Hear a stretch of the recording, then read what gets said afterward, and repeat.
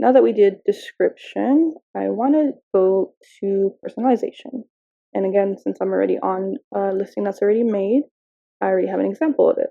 If you want personalization, so if, again, going based off the journal example, I offer personalization, so they can add their name at the very bottom of the journal, either their name or their initials, or basically anything they want to add, but it's usually their name. So what I put for that, and I'm gonna give you guys a few examples of personalization because I know it can get a little tricky. I have a lot of listings that have different types of personalization. So I will be showing you guys different kinds, but for the journal, but to include the name you want at the bottom of the journal. And then I put, if you don't want personalization, just leave blank. Some people don't want it. And I think Etsy actually has the option to opt out of it now. I think before it didn't, and that's why I put just to leave it blank. And then I also like to add an example. If customers don't really know like whether or not they want the full name or the initials, I put an example of what they could choose. I'm gonna just use my name.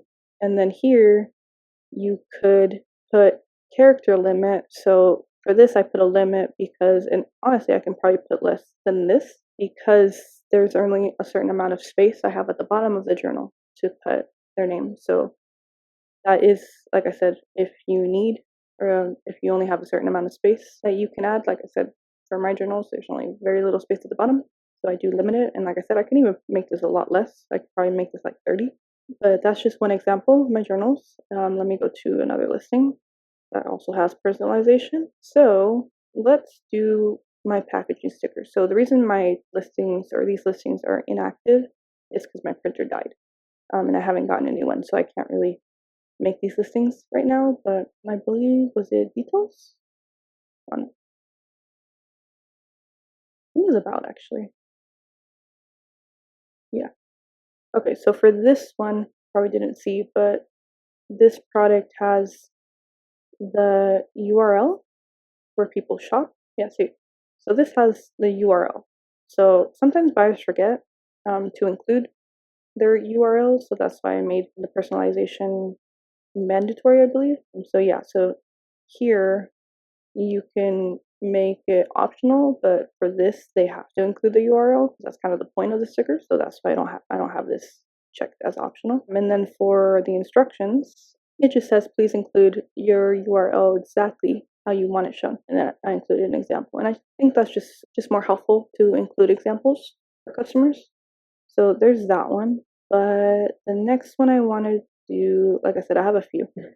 I think I'm gonna do my thank you cards, which is a pretty popular listing of mine. Unfortunately, I had to deactivate it because I can't make them right now, unfortunately. But let's go to this one.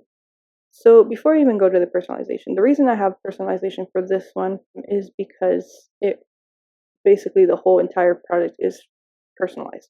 Or actually, I guess I can show you yeah. So there's their logo, their website, their handle. So a lot of things going on there, and also the color. But the color I put as a variation, which I will show you guys how to do the variation. I already have a video of how to do the variations. I will link it somewhere in this video if you want to check that out after this. But for now, we're going to go to personalization again. So this is a little more complicated because it's a lot going on. I just numbered it. So the first one is include your URL. Oh, actually I have a typo here.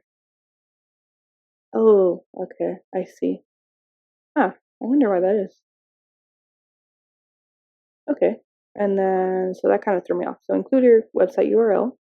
Second, include your social media handle. Third, to send your logo via Etsy messages. So I put this because obviously some people don't know where to send it. I used to have it sent to my email, but after a while, for some reason, I wasn't getting certain emails. I'm not sure why. So I switched it back to Etsy messages. So this is just so customers know where to send their logo and also to remind them to send their logo because sometimes even then they forget. So there's that. Go back to listings. I'm just going to close this door. I'll figure that out later. So here I have a sticker bundle. And if you want to learn how I made the sticker bundle, I also have a video. If you want to learn how to do that, I will link it. But we're gonna go to personalization. Okay, so here there's a few things they have to do in order for me to know which stickers they want, because I want to make sure I'm sending out the correct ones, obviously. But the one is to pick a quantity, so how many you want. And then the second is to take screenshots of the stickers you want, or I put type random if you don't want to choose them. And then 3 is send screenshots via Etsy messages, so to ensure correct order. And then I just put something that if no screenshots are provided within 2 days, I will send random stickers, because I also don't want to be waiting on customers, because there is a time frame that I have to send them out. So that's just a little thing for me, just so that customers know that they have to send, or they have to, send screenshots in a timely manner. But yeah, so this is just, like I said, another example that you can use personalization. And yeah, so this is just like, I'm going to show you guys a quick look at my sticker bundles. And this is how I basically set it up. And when they purchase a certain quantity, they get a discount. But yeah, like I said, if you want to learn how to do sticker bundles, I will have that video link. Yeah, so that's personalization.